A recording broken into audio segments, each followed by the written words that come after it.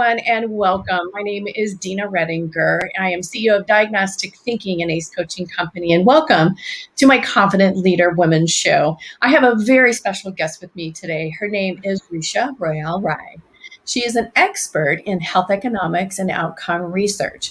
And the Confident Women Leader Show is to share our stories and give a platform for other women to share how they stepped into their confidence, going from that chaotic place into that confidence, stepping in and stepping up and being what we need to be for the world today and for other women around the world. We believe that confident women leaders are changing the world. Welcome, Risha. Thanks, Tina. Thank you so much. Absolutely delighted to be here. And thank you so much again for arranging this platform for women, especially women. I think we were in a dire need of having this platform where our voices could be heard, our opinions could be appreciated, and where we connect the heart to heart, I would say, make that kind of connection with other women, other people who are in a similar space. So thank you so much again for having me. Oh, you're so welcome. Risha and I were talking earlier, right before we started, about this common purpose that we have, and that is to make a difference around the world. And there is this area that we all have, and especially it's different for women and for men, kind of that unconscious place of what we don't know that we don't know. And so by stepping into your confidence and creating that platform is so vitally important. And we're going to have you share a few things about how you stepped into your confidence. So I'm going to open up and ask that first question. What would you like the audience to know about you? Okay, so I would say, as per my team or my people around me, they see me as an inspirational leader. I'm a doting mother. I care for the society a lot. And when this pandemic actually hit, when the first wave began, I started actively posting some of the positive messages through social media. I just wanted to be sure that even if I touch maybe just 1% of the population out there with the positive thoughts, with so much of negativity around, I'll be able to fulfill my purpose. So that's what about me. I so see that. And you have these videos with your amazing daughter and you. That is so heartwarming. The first time I saw it, I'm like, oh, I want to be like Risha. I want to do what she's doing. Thanks. But she is so well spoken and she's such a mini you. So I love the fact that you brought her to the platform to share, some of your own life, but also to give her a life skill. Thanks, Tina. And some of my close friends also tell me the same, that you are kind of grooming her with certain leadership skills, which you don't realize now. Maybe once she's grown up, then she'll be. And Rina, many a times we just go with the flow. We don't even rehearse. It's just a single That's shot. I don't make her rehearse the answers. It's most of the time it's the thing that she carries her own things, I would say. She's beautiful, and she does. She rocks it, I gotta say. She's going to do something big in the world. I do know that. Thank you. I'd love for you to speak a little bit about, kind of these cultural differences and talk a little bit about, experiences maybe for even women in India and how that's kind of challenging, and how did you step into your own confidence? Lovely question, Dina. Thanks for bringing in. Let me start with myself. So, I come from a pretty protective background. My parents are doctors, and none of us in our family had any experience in the corporate world. Okay, there was support from the family, but there was no benchmark where I could look up to and I could decide my journey. Like, this is where I want to go, or this is the path that I would venture out. So, eventually, when I started with the professional world, I came into the contact of some of the mentors, some of the leaders, I would say, into the industry. And by reading, by watching certain videos, and observing some of the leaders, I developed the skill, which I would say I'm still in the process of developing it. It's a bit different here because I know we are born and raised in a different society, which is culturally a bit different. Many of us come from a household where asking questions is not very much appreciated. Right. We are told to adjust more, accommodate more, and above all, we're doing everything. Yes. Right. So yes, it is difficult to break those shackles and move all out. But I can see the scenario now. It's changing a bit here in India as well. It's difficult, but yes, not impossible.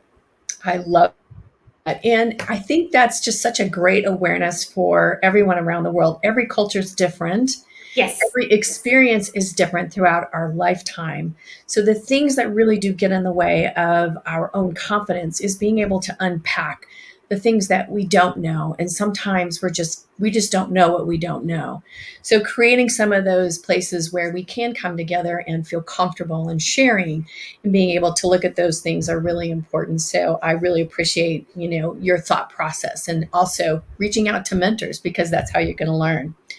And you talked a little bit about the biggest challenge that you see women face today, but I'd like for you to expand on that just a little bit more. Is there anything else that you feel that they really struggle with? Yes, Tina. A couple of things that I would like to bring about, especially since the COVID time struck. So, since the COVID began last year, I know many of us resorted to work from home because that was the only option. And I found many women struggling to maintain that work life kind of a balance because they were expected to do the household, look after the kids, cook, clean, and above it, face the work pressure. So I think that became too much. That was a biggest challenge, I would say. Another challenge, Tina, that I come across very frequently here is lack of mentors. Somehow, there is a lack of appropriate mentors, I would say, especially for women here. It's very difficult for us, for somebody to take them under their wings, right, as they and become their mentors. So this is another challenge that I would see going here.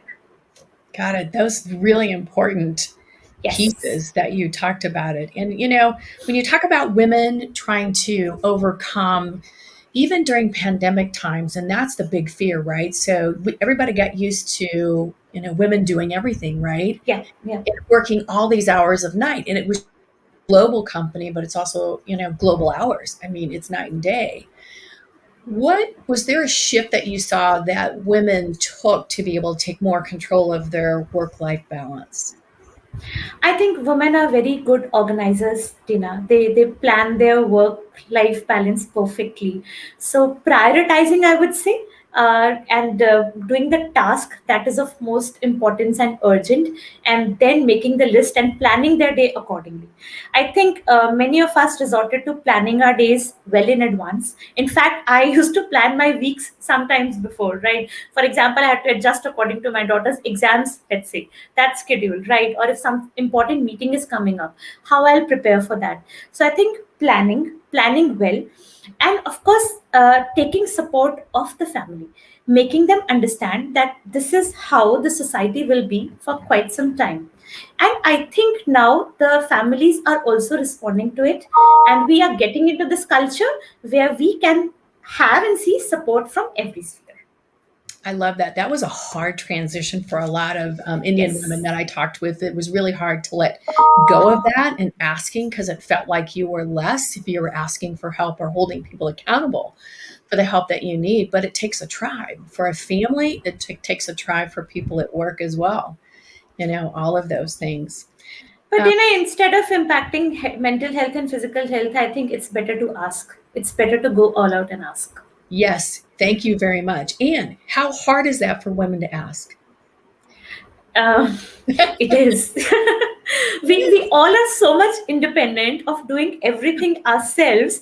Yeah. It's very difficult for us to use the word no, or to put everything under the priority or under the carpet list, I would say. Right. So yes, it is difficult, Yes. but I think again, I propagate mental health a lot, Tina. Right, and I think all of us have the right to stay sane. So if we had to have our sanity in place, then I think it is necessary that this is I can and this is what I can't. This is where I need help. I love it. So, sanity includes three things, what I heard you say. I Mhm. can, the word Mhm. no, and Mhm. then I want. Yes. I want from you is this a Yes. request. Many times women are not clear. We leave a lot of people guessing for what we want because we can't really identify what we're feeling. We're in such chaos just because of life and work. Sometimes it's really hard to step out and say, hey, I want this from you. Are you willing to help me? Right. And so stepping into that confidence for those three things, I think is an important transitional change that was kind of forced on us because of the pandemic. Otherwise, I don't really know if we would be able to do that. We talk so much about gender equality, empowerment, and I think we should all take a step towards it. And I think this Yep. is the high time that we need, setting the expectations and also prioritizing ourselves with what Yep. we want, what kind of support we need. Yep. Absolutely. I love that. And when we talk about career, what are three tips that you could share with women about how to help themselves move up the career ladder? Excellent question, Dina. I'll try to answer it to the best of my ability. I'm a firm believer in learning, Dina, because as you learn, as you grow, learning should never stop. We should never become complacent, like now I know this, now my education is complete, now I should not learn. We should always have an open mind to learn, to imbibe something and move ahead. One thing. Another thing, I would say agility or flexibility that I think we are born with. We adjust to that, but Yes. adjusting to the change and then adapting and moving ahead. Yeah. Okay, and then go with the self confidence. Ask for what you want. Till the time you don't ask, it is a no. Right. Right. Exactly. Exactly. And you Right? don't know what you don't know, right? It may be a yes. What It would may be happen a if the yes. world said yes, right? Would that What change happened? things? Yeah. What that might change a lot of things for us, wouldn't it? I Uh, mean, don't assume. I mean, we should never assume. oh, I mean, yeah, absolutely. that the person understands us and he or she knows what we want. No, that's not the Oh, case. oh We yeah. have to voice it out. Oh, yes. I'm sure there's lots of conflicts around the homes these days across the world with assumptions, right? So don't assume anything, right? That's powerful. Thank you for that. What are some tools that you use to support your leadership? I have been very fortunate to have peer mentorship in my career. So I have a group of women in my team, I would say, with whom I interact, share my thoughts, and when we talk about peer mentorship, Tina, I go to them without the fear of being judged. Yes. Okay, I can share all my emotions with them. I take their suggestions and I give my suggestions as well. So that peer mentorship, whether it is related to your day-to-day work, Hmm. to any particular project, to any particular task, or anything that I'm facing at the home front, right, that peer mentorship helps me a lot. Yes. There I can be myself, I can be honest, I can be truthful, and I have no fear how the other person will think about me. We share that level of transparency, so Yes. that has helped me a lot. Other thing that I do, Tina, is I read a lot. I watch a lot of motivational videos and content. So I think that has also helped me. So reading, I would say it's like a compound interest. I propagate reading and learning a lot. You don't realize what you're doing at that point in time, but eventually it grows like a compound interest, right? I So love this that. is I how I love that. function. Yeah, it goes back to that, creating safe spaces in, the workplace as well, right? It's easy to create that in mentorship, right? In peer mentorship, right? Exactly. If we can create that opportunity with that trust, in the workplace, it would be such a different change, for everyone, right? Being open and honest and being straightforward. That's a hard thing to do for everyone. So, but starting in a small group where you're not being judged for how you think or how you feel or even the decisions Yeah. you've made is an important place. So, I Very, love very important, Ina. Yeah. And women supporting women, I'm a firm believer of this. Instead of it. pulling each other down, let's pull each other up. Clap when somebody wins. It doesn't matter whether you win or somebody else win. You Yep. need to clap. You need to appreciate. You need to pull Yes. that person up. I love that. That's truly part of my purpose, right? It's what for what I do, because if I can see other women, accelerate, if I can put other women on a platform where they can tell, we were talking a little bit before we went on today about how important it is for women to tell their story. They don't get a chance to tell their story very often and to share those things with each other. And so I want to thank you for being part of this today. It's a really important place to start. Thanks, Um, Dina. Let me ask you another question. For women who are fearful for asking what they want, what would you tell them? I mean, first of all, why are they fearful? Are they less? Are they less educated? Are they less capable? why do they have these inhibitions that people won't support them, right? So I would suggest leave that self doubt aside. And in my low times, Tina, I practice, like, I stand in front of the mirror and I tell myself, Richa, you are the best, you can do it, go all out. So be your own self supporter. Yeah. Start with that. If you think that there is nobody supporting you, just leave all the inhibitions behind. Just appreciate yourself. A factor of self love, I would say, Dina, is very very important here, right? Why do you see yourself as less? Okay, carry that confidence, and then go all out. Okay, it takes time. I know it's not an easy exercise to do, but I think with practice we can reach there. Yeah, so I think that's an important piece of confidence. It's self-love, right? There's Yes, a yes. self-love is it's lacks for a lot of women around the world because we're measuring ourselves for how the world sees us versus for how we see ourselves. It's for me, I call it creating your own hero for yourself, and that's Absolutely, I love that line, Dina. hard to do sometimes because we are so critical. But if we can continue to tell ourselves that, affirmation every day, that's an important piece. Yeah. Do you? Oh, I'm sorry. Go ahead, Risha. No, no, I'm just saying, like, write it down. Even if you Yeah. have your self doubt or something, I have practiced that also. So I maintain a gratitude journal, Dina. Along with it, if I also have my highs and lows, so I write it down, Yep. right? And then I affirm myself. I read that line again and again. And as I said, it takes time, but eventually you reach there. Yep. I love that. And you've shared with me a lot of those mini tools that you talk about, which are so important for and everybody. I don't care if you're a man or a woman, No, everybody needs these type of tools. So it's yes. everybody's got these issues, right?